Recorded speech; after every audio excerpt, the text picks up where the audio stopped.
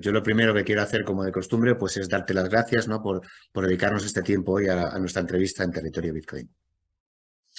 Hola, Óscar. Pues sí, pues es un placer siempre estar con vosotros. Ya nos conocemos desde hace muchos años y bueno, vamos a intentar ver un poco la actualidad cripto y bueno, a ver qué interesante está en estos momentos, claro. Seguro que sí, ¿no, Raúl? Como tú has dicho, eres de sobra conocido, ¿no? Por la comunidad de Territorio Bitcoin. Yo simplemente voy a hacer una muy pequeña presentación tuya. Hoy, en la entrevista de la semana, tenemos a Raúl López. Raúl es Country Manager de CoinMotion en España. Y bueno, vamos a hablar un poco sobre, desde el Observatorio de Criptoactivos de CoinMotion, Raúl nos va a contar un poco cómo está la situación del mercado de las criptomonedas. Bueno, pues Raúl, si te parece correcto, vamos avanzando con la entrevista. Bueno, desde el Observatorio de Criptoactivos de CoinMotion lanzáis un informe trimestral, cuatrimestralmente, del estado del mercado de las criptomonedas. En él, desde CoinMotion Research, se desarrolló un modelo de asignación de Bitcoin que compara el rendimiento de una cartera 70-30 con distintas asignaciones de Bitcoin. Raúl, ¿qué nos puedes contar acerca de todo esto que acabo de comentar? Sí, Óscar, realmente, como bien has dicho, CoinMotion cada cuatrimestre lanza un informe de mercado bastante detallado. Primero lo lanzamos en inglés y luego lo traducimos y también al español, ¿no? Hay una pequeña diferencia de tiempo, pero bueno, siempre es interesante. Y recomiendo que los seguidores, los visitantes de Territorio Bitcoin estén atentos porque es uno de los informes más detallados que pueden encontrar ahora mismo, tanto en España y me atrevería a decir que en Europa, ¿no? Entonces, bien, desde CoinMotion Research, los analistas en CoinMotion, como bien has dicho, han hecho ha comparado el rendimiento de una cartera 70-30, ¿no? En el cual asumimos una perspectiva a 36 meses de una cartera formada por 70% de valores y un 30% de bonos, ¿no? Entonces, voy a ver si puedo compartir la pantalla. A ver aquí. Creo que ahora se ve, me imagino. Sí, perfecto, Raúl, se ve perfectamente.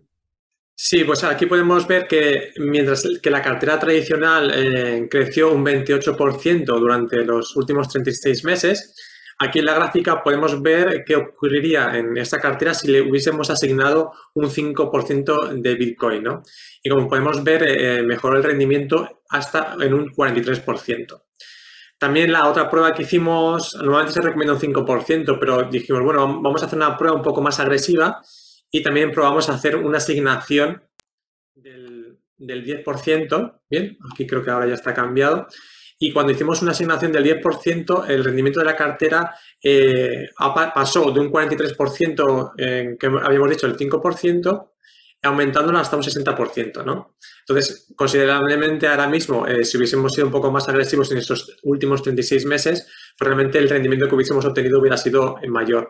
También es verdad que a todo lo pasado es fácil a lo mejor decir, bueno, si hubiese sido un poco más agresivo invirtiendo, pues hubiese tenido más rendimiento, pero también hay que tener en cuenta que, bueno, pues estalló la guerra de Rusia-Ucrania, el Bitcoin o las criptomonedas a finales de 2021 empezó a bajar considerablemente, por lo tanto, bueno, sí que era un momento a lo mejor más difícil de poder hacer este tipo de previsión, ¿no? Y luego también en este tipo de asignación o estudio que hicimos, la ratio SAVE de riesgo-beneficio, ¿no? Con la cartera tradicional era de un 0,43. Cuando asignamos el 5%, obviamente se incrementó este riesgo-beneficio a un 0,7 y el riesgo-beneficio cuando asignamos el 10% era de 0,9, ¿no? Bueno, pues es interesante tener en cuenta que si hay alguna persona que a lo mejor ahora mismo es un inversor tradicional y se está planteando si quiere introducir en su cartera algún tipo de activo digital, no tiene por qué ser un 5%, pero a lo mejor sería una buena momento o ahora mismo que nos encontramos en un momento bastante plano en el sector de las criptomonedas como para poder poner una pequeña asignación de criptomonedas, ¿no? En la cartera, ¿no? Entonces, esto, vale. Y ahora voy a dejar de compartir pantalla. Vale. Y bueno, esos son principalmente los resultados o las conclusiones que se sacó. Eso es una parte del informe. Hay muchos otros tipos de gráficas y datos, pero este creo que era interesante poder compartirlo hoy en la entrevista. Una pregunta. ¿Cuándo vais a compartir este informe? ¿Cuándo se puede visualizar? ¿Cuándo se pueden ver estos datos? Pues si se visita el blog en inglés de CoinMotion, hay un apartado que es estadísticas. Ahí se puede consultar no solo este informe, sino también los anteriores. Y también es interesante porque, claro, como lo vamos publicando cuatrimestralmente, es muy útil para aquellas personas que quieran ver un histórico de cómo se ha ido comportando el mercado. Creo que podemos decir en los últimos, no sé si llevamos año y medio, 2 años publicando este tipo de informes. Sí, muy interesante y muy recomendado, ¿no? Yo recuerdo que cuando nos llega a nuestra página web siempre lo publicamos y como tú dices es coinmotion.com, ¿verdad? Donde podríamos consultar este informe. Es correcto, ¿no, Raúl? En este caso barra blog, ¿sí? Y ahí se puede encontrar esta información. Estupendo, muy recomendable, ¿no? Como ha comentado Raúl, porque yo soy de la parte de cuanto más información tienes, más fácil es poder acertar, ¿no? Siempre es importante tener toda la información posible y contrastarla, ¿no? No solamente fiarnos de una fuente, sino contrastarla y CoinMotion es una fuente reconocida, ¿no? Con lo cual creo que es una buena fuente, ¿no? Para poder estar informados. Bueno, estamos hablando un poco de CoinMotion y me gustaría que nos contaras un poco sobre los últimos hitos, ¿no? que ha alcanzado CoinMotion. Finlandia eligió este año a CoinMotion como broker para liquidar 75 millones de dólares en Bitcoin de su autoridad aduanera. Y cuéntanos un poco, ¿cuál es el balance durante este tiempo de su ejecución, de la ejecución de estos Bitcoins? Yo creo que es importante tener en cuenta, independientemente que haya conseguido este hito CoinMotion o no, yo creo que puede ser interesante a todos los que nos estén oyendo o viendo en estos momentos el hecho que una entidad pública haya decidido dar este paso, ¿no? Es decir, que haya ocurrido en Finlandia no quiere decir que no pueda ocurrir en otros países como puede ser España, ¿no? Y es una señal en la cual las entidades públicas, las instituciones, ya están apostando o ya están incluyendo o trabajando directamente con criptomonedas. Lo cual a lo mejor hace 2 años, 3 años, pues, podría pensar o podría parecer impensable, ¿no? Entonces, lo que ha ocurrido es que pues, ha ido confiscando la aduana de Finlandia pues por diferentes motivos, bitcoins, entonces se han encontrado al final con una cantidad determinada, en este caso de 75 millones de dólares o de euros en bitcoin, y al final lo que quieren es dar liquidez a todo este tipo de activo, ¿no? Entonces, al final, pues fue como, obviamente, para que fuese transparente un concurso en el cual se presentaron diferentes empresas y tanto CoinMotion como Tesseract, que también es un partner con el cual trabajamos nosotros, pues al final nos concedieron el hecho de poder ser quien ejecutase este tipo de acción, ¿no? Y yo creo que al final es eso el premio, por decirlo de una forma, el trabajo que se está haciendo desde hace mucho tiempo. No olvidemos que CoinMotion es una de las primeras empresas que nació en Europa, estamos hablando de 2012, y desde entonces pues ha estado apostando por la formación para los usuarios, que consideran que es muy importante que un inversor, un usuario esté formado y comprenda el mercado.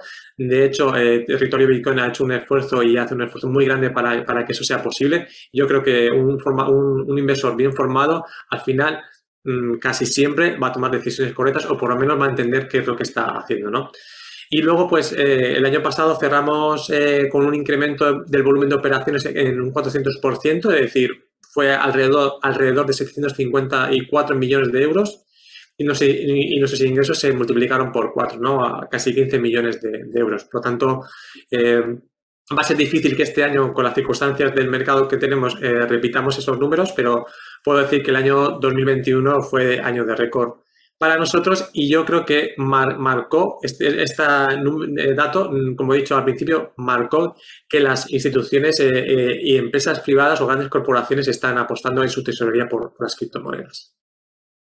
Sí, como buenamente decía Raúl, ¿no? Lo importante, bueno, por un lado ese premio, ¿no? Que CoinMotion se le haya premiado por su trabajo, ¿no? Para realizar esta tarea, pero sobre todo el hito importante, ¿no? Es que una institución, ¿no? Como una institución aduanera de Finlandia esté apostando, ¿no? Por las criptomonedas y que se haya puesto en marcha con ellas, ¿no? Para liquidarlas, aunque no sea más, pero eso significa que ya entienden los estados y eso creo que nos beneficia a todos, ¿no? Lo que comentabas, ¿no? De haber multiplicado por 4 un poco, eso significa también que hay más adopción de criptomonedas. No solo son buenos resultados para CoinMotion, sino yo creo que son buenos resultados para toda la comunidad, ¿no? Porque suponen un incremento de usuarios que creo que es importante, ¿no? Esa adopción que todos, en cierta manera, perseguimos, ¿no? Desde los puntos de vista de medios de comunicación, como es el nuestro, como desde un punto de vista empresarial, como es el caso de CoinMotion, ¿no?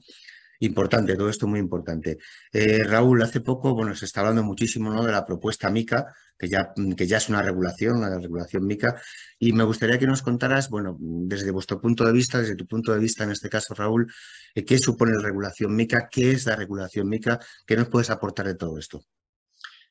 Bien, yo creo que al final me voy a echar unos pasos atrás antes de hablar realmente en Mica, que es lo que está ocurriendo en el presente, porque Mica realmente es una consecuencia del trabajo que se ha estado haciendo en los últimos años. Es decir, no tenemos que olvidarnos, a lo mejor puede ser que algunas personas todavía no lo sepan o no tengan conocimiento de ello, que realmente desde 2019 ya se está legislando en Europa todo lo relacionado con criptomonedas. En principio se inició con la quinta directiva de prevención de blanqueo de capitales y financiación del terrorismo. Ahí ya se dieron unos puntos en cómo tenían que legislar los países o cómo tenían que regular las criptomonedas, ¿no? Lo que ocurrió es que cada país, pues lo que hizo fue una adaptación de esta directiva y lo adaptó a la legislación de su territorio, ¿no? Luego, eso estamos hablando de 2019. De hecho, Finlandia fue uno de los primeros países y CoinMotion ya desde 2019 estaba registrada o está registrada como operador regulado por la FinFSI, que sería como la CNMV en España, ¿no? Luego, a continuación, vino la sexta directiva, que fue un poco, mejoró la anterior, puso multas un poquito más agresivas, más fuertes, porque al final lo que interesa con la regulación es que dejar fuera aquellos players, aquellas personas que no quieran hacer o que no hacen un uso legal o correcto de las criptomonedas, porque al final eso es lo que nos interesa y que al final es ¿cómo diría? Una protección para aquellos inversores que realmente sí que están interesados en las criptomonedas, ¿no? Entonces, como he dicho, la sexta directiva mejoró la quinta. Lo único que ocurría que hay un problema, o que todavía existe hasta que no se aplique la nueva regulación MiCA, es que cada país legislaba de una forma diferente. Por lo tanto, a lo mejor lo que era válido en Finlandia, cuando un inversor iba a España, pues se le pedían unos requisitos diferentes y así ocurría en Francia, Alemania, etcétera, ¿no?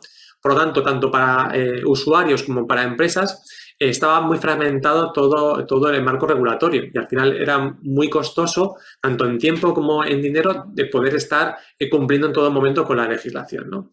Entonces, creo que fue por septiembre de 2020 es cuando se presentó MiCA y yo creo que es bastante interesante porque la propuesta es hacer como un marco regulatorio unificado, ¿no?, en Europa.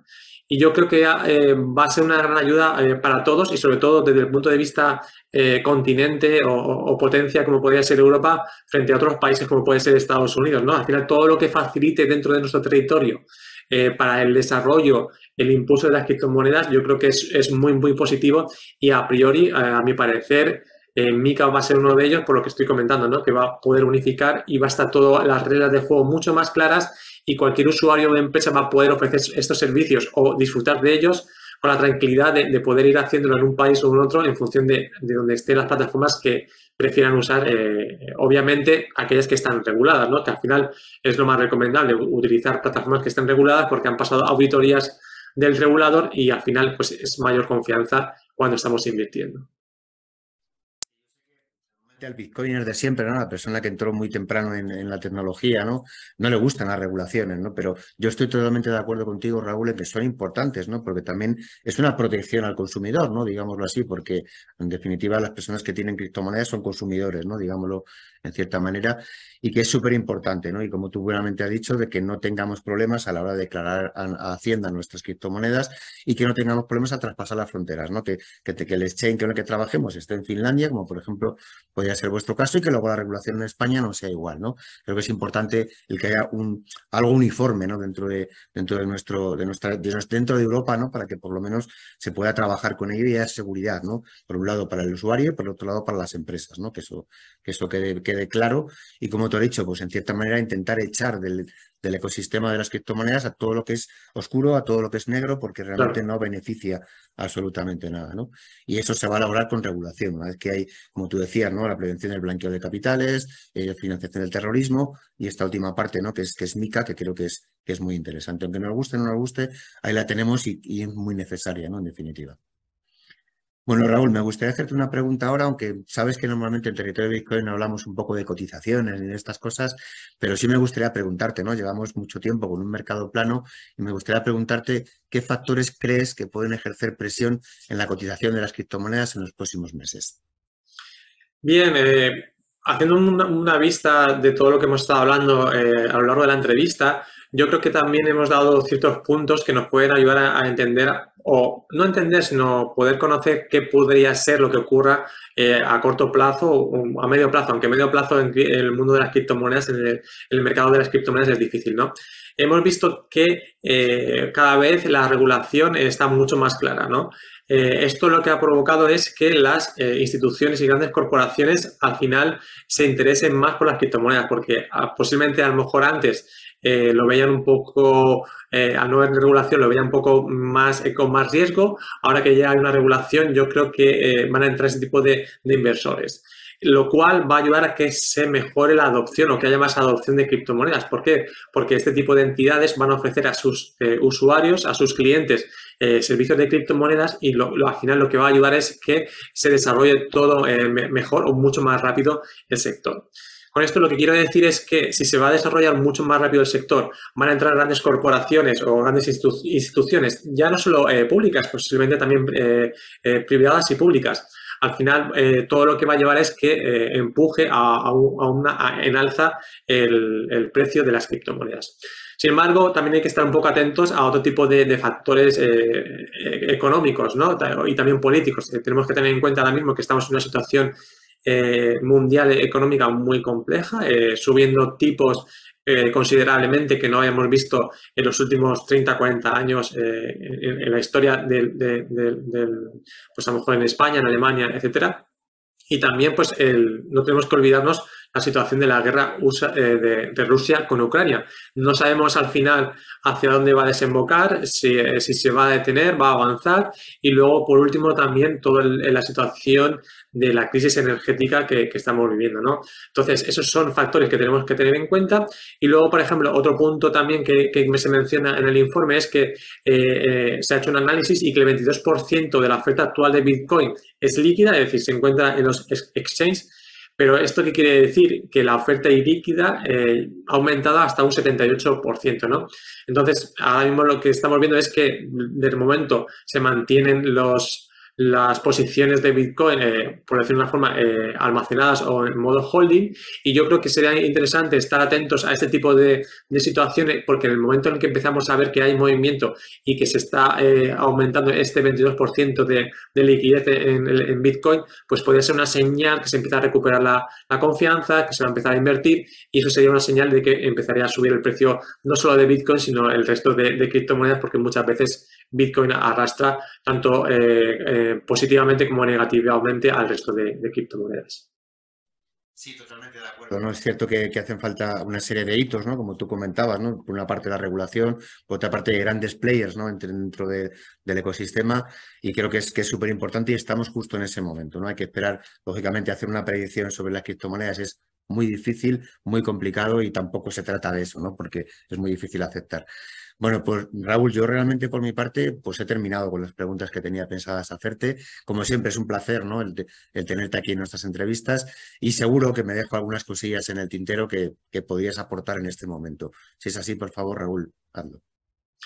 Bueno, no, únicamente mencionar que yo creo que en España va a haber un cambio bastante importante en cuanto a tema de adopción de criptomonedas, ya no solo a nivel particular, sino de empresas e instituciones, porque tenemos que recordar que Banco de España ha habilitado un registro para aquellas empresas que quieran ofrecer servicios de criptomonedas en nuestro país, tienen que estar registrados. Al final va a dar más confianza, más seguridad a todos los usuarios implicados en España que tengan interés y va a haber más seguridad. Por lo tanto, yo creo que también a lo largo de 2022 y 2023 va a haber grandes cambios en España y yo creo que el interés va a aumentar. Entonces, al final, bienvenido y bueno, vamos a ver un poco qué es lo que sucede en los próximos meses y qué va a deparar 2023. Bueno, pues seguro que nos traerá buenas cosas, ¿no? O al menos eso vamos a pensar, ¿no? Que el año que viene nos va a traer buenas cosas y que vamos a terminar también el año bien, ¿no? Eso seguro. Bueno, pues Raúl, lo dicho, muchísimas gracias por tu tiempo y nada más, estamos en contacto y siempre para ti, lo que necesites, siempre estamos por acá. Lo mismo digo, un placer siempre estar con vosotros, un abrazo y hasta la próxima. Chao, cuídate un montón. Vale, Chao. hasta pronto. Hasta luego.